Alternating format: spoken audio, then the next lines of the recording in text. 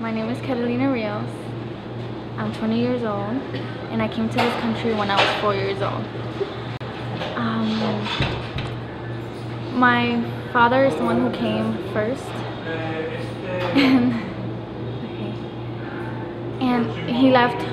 He was sending money, to Mexico for my mom and my siblings, and it was too hard. It was too hard for my mom to be like technically a single mother in Mexico with 4 kids. So we decided to come here with my dad. I really didn't know that I was going to be undocumented until I hit high school. And when I was coming here, I just thought it was going to be like a trip or something. I was too young to even realize how my life was going to be when I grew up. I remember I came here knowing nothing, no English, no anything. I was going to school, it was very awkward because I didn't know anybody. I remember that I got what is it, like held back because of my language, because I didn't know any English. It was really hard transitioning from that culture to this culture. It was really hard. As I grew up, I really didn't try in school because my parents didn't really emphasize how school was really important, because I understand, because when they were young they didn't have that. They had to quit school and start working for the family to get money and to get income and everything. But when I hit high school, I really did think, I'm like, I have to go to college. I have to do something with my life, because if I don't, I want my family to be proud of me. This is why they brought me here. This is why they brought all of our siblings here, so we could have a better future. And I started doing good in school and everything, but it was really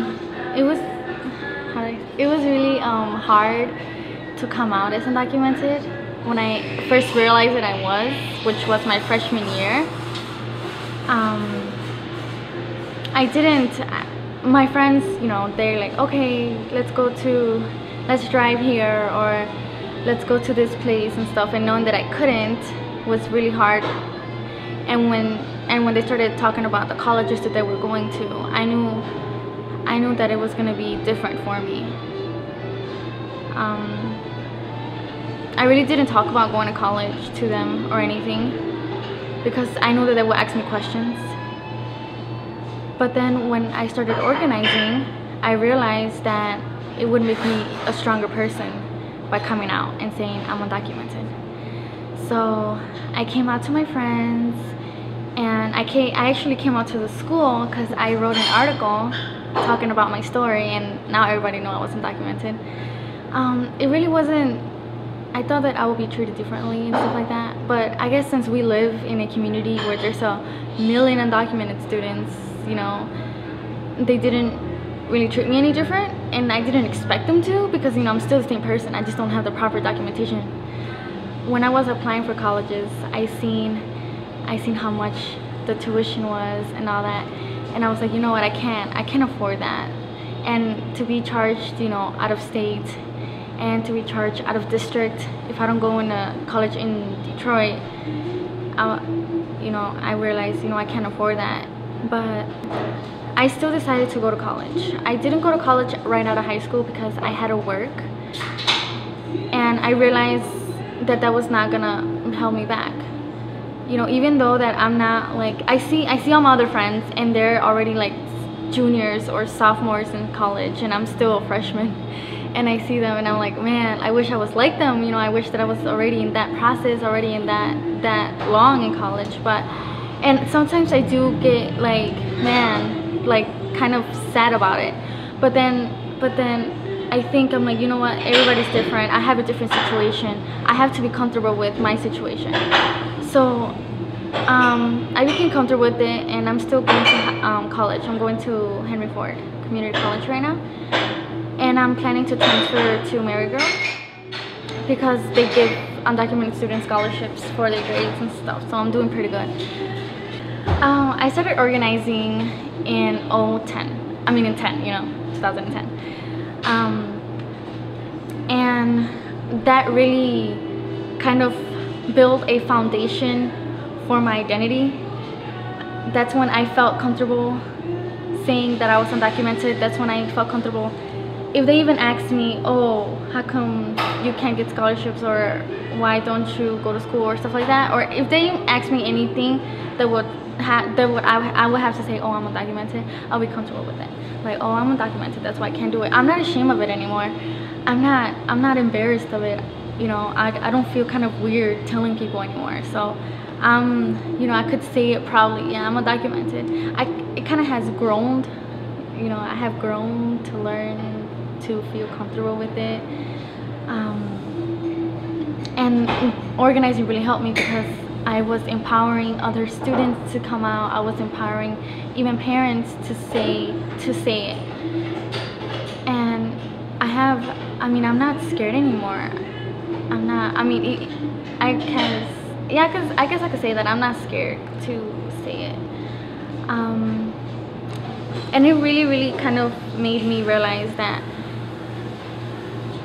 because I'm so comfortable with being undocumented, I don't think that by the organizing that I'm doing it, I'm not doing it for myself. Because if I get papers or not, honestly, it's not a difference anymore in my life. It's really not, because okay, I got papers, I could work legally, yeah, that's awesome. But it's really about the community. It's about the parents who are getting separated from their kids. It's about, you know, teenagers who think that they don't have anything because of their status, that they don't have any future because of their status. It's that thing that I'm like trying to change. Not me, but like a lot of people, you know, that we're trying to change inside, you know, in our community, in our culture. Say, you know what, just because of your status, it doesn't mean that you cannot go further in life. You can. You just need the right tools. You need, you know, you need the right support, and we are here. I really put that into emphasis last year before Thanksgiving.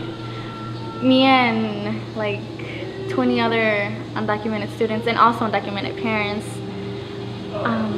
we were protesting against the Alabama law, HB 56, which allows any policeman, just because of your skin color, stop you and ask you for your papers. So we did a civil disobedience in Alabama, and it was the first time where parents were actually doing it, because we were trying to prove that if we come out as undocumented in like national news, they won't do anything to us because we have that foundation of support. But if you get caught and nobody knows about it, yeah, they deport you right away, even if you're a dreamer, even if you have no criminal record. So that's what we were trying to prove, and we did. While we were in detention, it was really like, it was so different.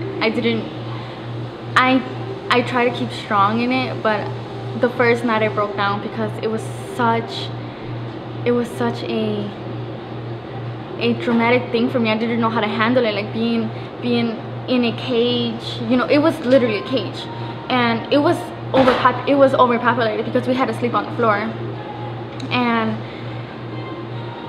But what I kept thinking is like, you know what, if I'm doing this for a reason, I'm doing this for my community, I'm doing this for everybody that's living in fear. And that's what actually kept me strong. And obviously my jail buddies, they kept me strong. And while we were in detention, they thought that we were lying about our status. They said that we were not undocumented. They said that we're just, they're like, we're confused why you're doing this, you're not even undocumented. We're like, what do you mean? We have no, you know, we have no social security number, we don't have anything. And they were trying to say that we were the ones who were lying about our status. And it was really funny. We're like, no, like I mean, we proved to our community, you see what happens when we come out as undocumented. You have more security, you have more support. Yeah, and it was really funny. I guess the governor said that he paid for our bond, you know, to get out. It was like, okay, thank you. Yeah, and that really empowered me to keep going with this, because I've seen how a lot of things change when you're out in national news and everything. And I mean, yeah, we're still organizing to get more people involved and telling them, you know what, you're not alone here. And I mean, I'm really dedicated to it. It's really just more than me. It's more than, I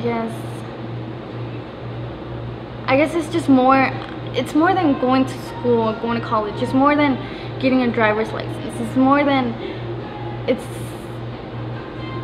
more than all that material stuff. It's actually about the families. I feel so passionate about it. It's about keeping the families together, keeping the children, with their father and with their mother. It's about our culture. I feel it's about, I don't know how to explain it. It's just how to say it. It's just about, it's about being, I feel that if I say it was about being free, it's so cliche. It's just really about expressing ourselves and not being afraid of like getting separated,